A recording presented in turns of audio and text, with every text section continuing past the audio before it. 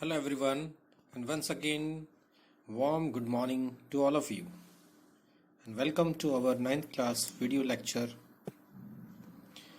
We have to continue chapter number 3, electoral politics. हमने अभी तक ये पढ़ा कि कैंडिडेट की क्वालिफिकेशन क्या होती है और इलेक्शन किस तरह से हो रहा है अभी. आज हम पढ़ेंगे, यहाँ पर एक एग्जाम्पल दे रखा है इलेक्ट्रल रोल्स का 2005 का मिजोरम स्टेट का. तो इससे आप देख सकते हैं कि इसमें क्या क्या इन्फॉर्मेशन दे रखी है.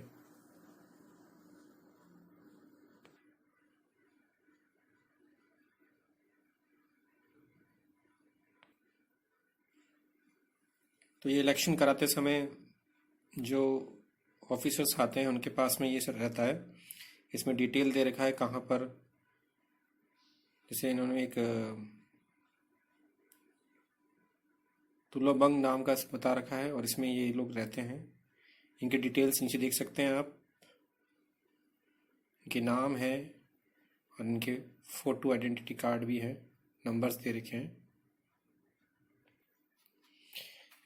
अभी तक हमने इलेक्शन का पहला पार्ट पढ़ लिया था जिसमें हमने नॉमिनेशन ऑफ कैंडिडेट ही पढ़ा था और उसमें आपने स्टडी किया था. तो ये क्लियर होगा आपको कि नॉमिनेशन कैसे भरा जाता है, उसमें क्या सिक्योरिटी रहती है. फिर उसके बाद में हमने क्वेश्चन पुटअप किया था कि क्वालिफिकेशन क्या होती है. सभी चीज़ों में क्वालिफिकेशन होती है, लेकिन जो यहाँ पर कैंडिडेट की क्वालिफिकेशन कुछ भी नहीं है, सिर्फ उसे इंडिया का सिटीजन होना चाहिए. तो ये उसी से रिलेटेड कुछ क्वेश्चन है. देखिए आप, ये match the following feature of our electoral system with the principle they reflect. यहाँ पर प्रिंसिपल्स दे रखे हैं और उसके फीचर्स दे रखे हैं, तो उसे आप मैच करना. प्रिंसिपल पहला देखिए, यूनिवर्सल फ्रांचाइज आपने पढ़ रखा है पहली बहुत बार. इसमें आपका आंसर होना चाहिए every one who is 18 years of age or older has right to vote. ये 18 ईयर्स का है ना, आपने पढ़ा था. 18 ईयर्स के जो भी हो जाते हैं तो यूनिवर्सल फ्रांचाइज में आते हैं. Representation of weaker section,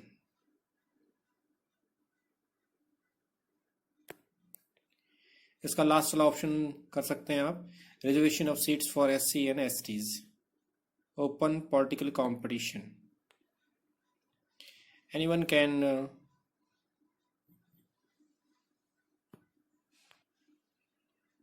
form a party or contest election. Last है one vote one value. Each constituency have roughly the same population. इससे मैच करना है आपको वैल्यूज को. यहाँ पर प्रिंसिपल्स दे रखे हैं, इसमें फीचर्स दे रखे हैं, उससे मैच करिएगा और appropriate answer दिएगा.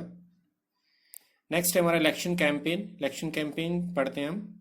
The main purpose of election is to give people a chance to choose the representatives, government and the policy they prefer. इसका मेन पर्पस होता है इलेक्शन कराने का कि लोगों को चॉइस के लिए चांस दिया जाए जिसमें वो अपने रिप्रेजेंटेटिव को चुने, गवर्नमेंट बनाने के लिए उनकी पॉलिसीज को प्रेफर करें. Therefore, it is necessary to have a free and open discussion about who is a better representative. इसलिए इसको बहुत ज़रूरी है कि हमें फ्री और ओपन डिस्कशन किया जाए जिसमें वो बेटर रिप्रेजेंटेटिव को चुन सकें. Which party will make a better government or what is a good policy. कौन सी पार्टी अच्छा गवर्नमेंट बना सकती है, उसकी पॉलिसी किसकी अच्छी है. This is what happen during election campaign. और यही इलेक्शन कैंपेन के टाइम में होता है. In our country, such a campaign take place for a 2-week period between the announcement of the final list of the candidate and the date of polling. हमारी country में campaign चलता है लगभग 2 week तक और ये अनाउंसमेंट की date के लास्ट डेट से कैंडिडेट स्टार्ट हो जाते हैं और पोलिंग डेट तक चलता है. और इस पीरियड में कैंडिडेट वोटर्स को ट्रैक करते हैं. During this period the candidate contact their voters, political leaders, address elections meeting and political parties, mobilise their supporters.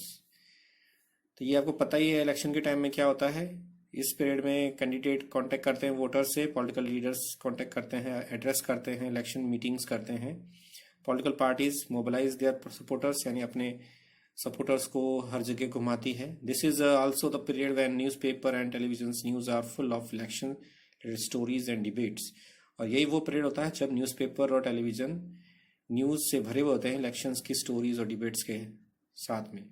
But elections campaign is not limited to these 2 weeks only. Election campaign ये 2 week तक limited नहीं रहता है।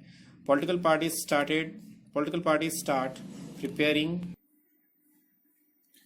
Limited to these 2 weeks only. Election campaign सिर्फ ये 2 week तक ही limited नहीं होता है। Political parties start preparing for elections month before they actually take place. Political parties पहले से ही तैयार रहती है, बहुत महीनों पहले अपनी तैयारी करती है। जैसे कि आप एग्जाम की तैयारी करते हैं, वैसे ही जो लीडर्स होते हैं या पॉलिटिकल पार्टीज होती हैं, उनका इलेक्शन एक तरह से एग्जाम होता है, तो उसमें वो जीतने की पूरी कोशिश करती हैं। एक्टिविटी पढ़ते हैं हम। What was the election campaign like in your constituency in the last लोक सभा इलेक्शन? किस तरह की इलेक्शन कैंपेन हुआ था आपकी कंस्टिट्यूंसी में लास्ट लोक सभा इलेक्शन में? Prepare list of what the candidate and parties said and did. आप अब एक लिस्ट प्रिपेयर करिए जिसमें आपको बताना है कि कैंडिडेट ने क्या आपसे कहा था, पॉलिटिकल पार्टी ने, और उसने क्या किया है इलेक्शन के बाद में। तो ये एक जज करने का अच्छा तरीका है कि जो पार्टी प्रॉमिस कर रही है वो पूरा कर रही नहीं कर रही।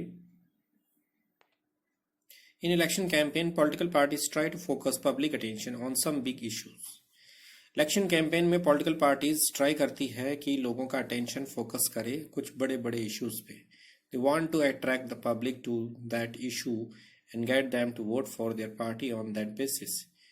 और वो कोशिश करती हैं कि उस इशू के कारण से वो लोग अट्रैक्ट हो जाएं और वो अब पार्टी को वोट देने के लिए कोशिश करें और उनसे वो वोट ले सकें।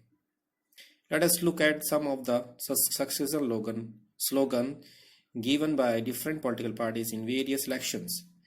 चलिए हम कुछ देखते हैं सक्सेसफुल स्लोगन्स के बारे में जो पॉलिटिकल पार्टीज ने डिफरेंट इलेक्शंस में दिए थे। पहला है the Congress party led by Indira Gandhi gave the slogan गरीबी हटाओ।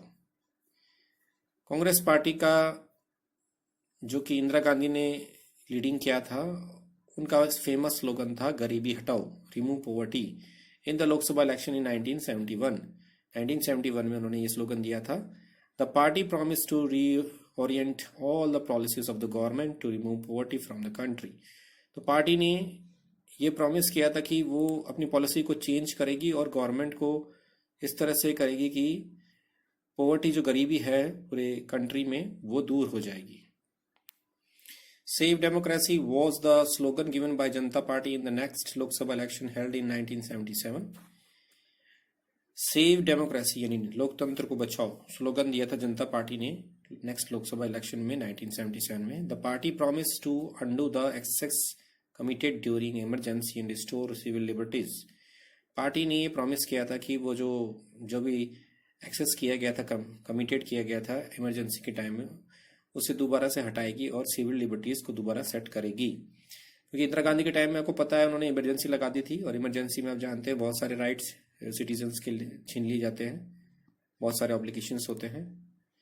नेक्स्ट है the left front use the slogan of land to the tiller in the west Bengal assembly election held in 1977। Next left front का slogan है लैंड टू द टिलर्स और ये waste Bengal में चलाया गया था असेंबली इलेक्शन के टाइम में 1977 में। नेक्स्ट है हमारा protect the self respect of the Telugus was the slogan used by NT Rama Rao. ये स्लोगन एनटी रामा राव ने कहा था। The leader of the Telugu Desam Party in Andhra Pradesh. ये तेलुगु देशम पार्टी के लीडर थे आंध्र प्रदेश में असेंबली इलेक्शन इन 1983 में। In a democracy it is best to learn leave political parties and candidate free to conduct their election campaign the way they want to. Democracy में best ये रहता है कि political party और candidate को free छोड़ दिया जाए कि इलेक्शन कैंपेन चलाएं जैसा वो चाहते हैं। But it is sometime necessary to regulate campaign to ensure that every political parties and candidate get a. ये बहुत जरूरी हो जाता है कि जो जितने भी कैंडिडेट हैं और पार्टीज हैं उनको कैंपेन करने का पूरा चांस दिया जाए ताकि वो अपने को ऐसा महसूस नहीं करें कि उन्हें चांस नहीं मिला, और फेयर और इक्वल चांस टू कम्पीट, उन्हें कंपटीशन करने का पूरा चांस मिलना चाहिए। According to our election law no party और कैंडिडेट कैन। इलेक्शन लॉ के अकॉर्डिंग कुछ नियम है, देखिए यहाँ पर ब्राइब और थ्रेटन वोटर्स, यानी आप वोटर्स को लालच नहीं दे सकते हैं, डरा नहीं सकते हैं। Appeal to them in the name of the caste और रिलीजन, आप लोगों से अपील नहीं कर सकते जाति के हिसाब से या धर्म के हिसाब से। Use government resources for election campaign, आप गवर्नमेंट रिसोर्सेज को काम में नहीं ले सकते इलेक्शन कैंपेन के टाइम में। Spend more than ₹25 lakhs in a constituency for Lok Sabha election और ₹10 lakh in the constituency in the assembly election. ये कह रहे हैं कि लोकसभा इलेक्शंस के लिए आप 25 lakhs खर्च कर सकते हैं, ये लिमिटेशन बता रखा है। और असेंबली इलेक्शंस के लिए आप 10 lakhs तक खर्च कर सकते हैं। तो ये लिमिटेशंस है, इसकी डिटेल देनी पड़ती है इलेक्शन कमीशन को। If they do so, their election can be rejected by the court even after they have been declared elected. ये कह रहे हैं कि ऐसा अगर आप नहीं करते हैं तो इलेक्शन के बाद में भी आपको डिक्लेयर किया जा सकता है कि आप रिजेक्टेड हैं। In addition to the law, all the political parties in our country have agreed to a model code of conduct for election campaign. और इसीलिए ये एडिशन किया गया है लॉज में कि पॉलिटिकल पार्टीज कंट्री के जो ये कोड ऑफ कंडक्ट है, मॉडल है, इसको एग्री करेंगी और इलेक्शन कैंपेन के टाइम में इसका ध्यान रखेंगी। According to this no party और कैंडिडेट कैन, इसके अकॉर्डिंग कोई भी पार्टी और कैंडिडेट वाला पर्सन ये नहीं कर सकता। First, use any place of worship for election propaganda, यानी किसी भी पूजा के स्थान को काम में नहीं ले सकता अपने इलेक्शन कैंपेन के लिए। Use government vehicles, aircraft and official for election and, कोई भी गवर्नमेंट व्हीकल्स को, एयरक्राफ्ट को और ऑफिशियल्स को इलेक्शंस के लिए यूज नहीं कर सकता। Once elections are announce, minister shall now lay foundation stones of any projects they take any big policy decision और make any promises of providing public facilities. तो यहाँ पर ये कह रहे हैं कि जब एक बार इलेक्शन अनाउंस हो जाता है तो कोई भी मिनिस्टर कोई भी फाउंडेशन स्टोन सेटअप नहीं कर सकता। जैसे कि आप देखते हैं फैक्ट्रीज में या आप रोड पे या आप कोई भवन का निर्माण करते हैं, जब इनॉग्रेशन कराते हैं मिनिस्टर से, तो ऐसा कोई भी फाउंडेशन स्टोन वो लगा नहीं सकते क्योंकि एक पब्लिसिटी स्टंट हो जाएगा ये। Take any big policy decision, और मेक, कोई भी बिग पॉलिसी डिसीजन आप नहीं कर सकते उस समय। Make any promise of providing public facilities, आप कोई प्रॉमिस नहीं कर सकते लोगों से कि आप उनको ये प्रॉमिस देंगे या आपको ये फैसिलिटी देंगे। यहाँ पर आपके लिए एक एक्टिविटी दे रखा है उन्होंने, draw cartoon here about the model code of conduct for the guidance of political parties and candidate during election. आप कार्टून बना करके बताएं कि model of code of conduct जो भी आपने पढ़ा है उसे पॉलिटिकल पार्टीज और कैंडिडेट के लिए कैसे लागू करेंगी। ठीक है, तो आप इसे ट्राई करिएगा। एक्टिविटीज़ हैं, टाइम यूज़ करेंगे, अपना माइंड यूज़ करेंगे तो काफ़ी कुछ अच्छा रहेगा आगे के लिए। कुछ क्वेश्चंस देख लेते हैं हम। Mention any two groups of communities for whom reservation has been provided by the government. तो schedule caste and schedule tribe पढ़ा था हमने। How many states have more than 40 Lok Sabha constituencies in India. कितने स्टेट्स हैं जिनमें 40 लोकसभा कंस्टिट्यूएंसी से ज़्यादा हैं। तो यहाँ पर है 4 स्टेट, प्रेजेंटली इन्होंने 3 स्टेट्स बताया है। ये क्वेश्चन 2014 में आया था। What do you understand by the term by election, ये पढ़ा था हमने।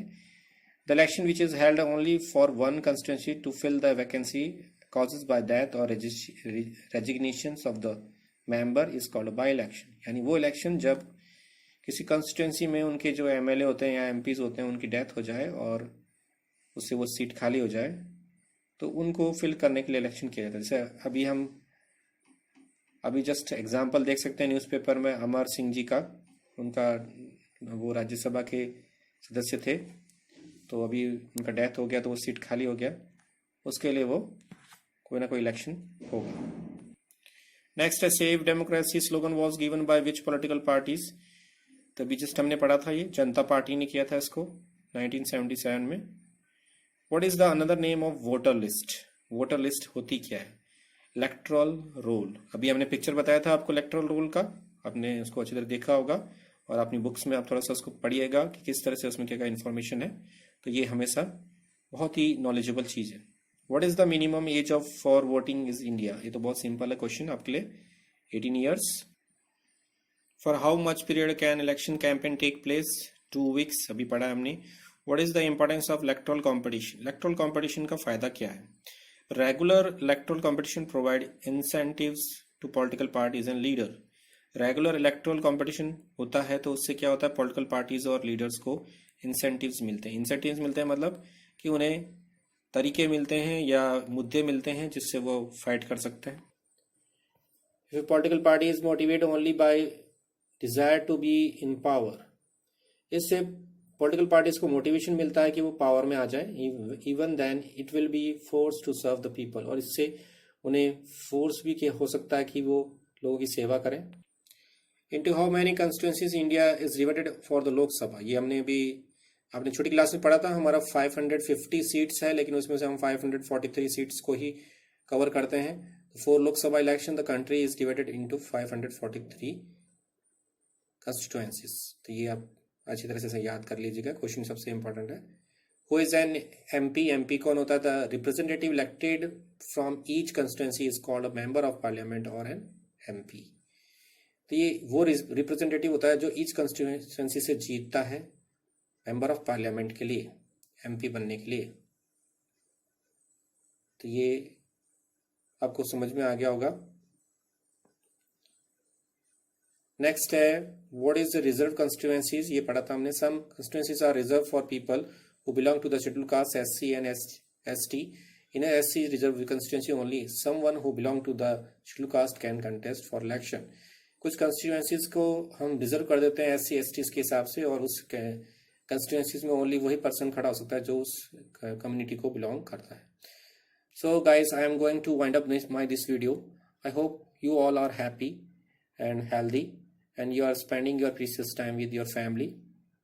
Again, I advise you, do yoga properly and take healthy diet and use your spare time to learn new things, ताकि आपका स्किल इम्प्रूव हो जाए। आप competition exam के लिए भी अभी से ही तैयारी करिए ताकि आप कोई ना कोई जॉब ले सकें। God bless you and bye.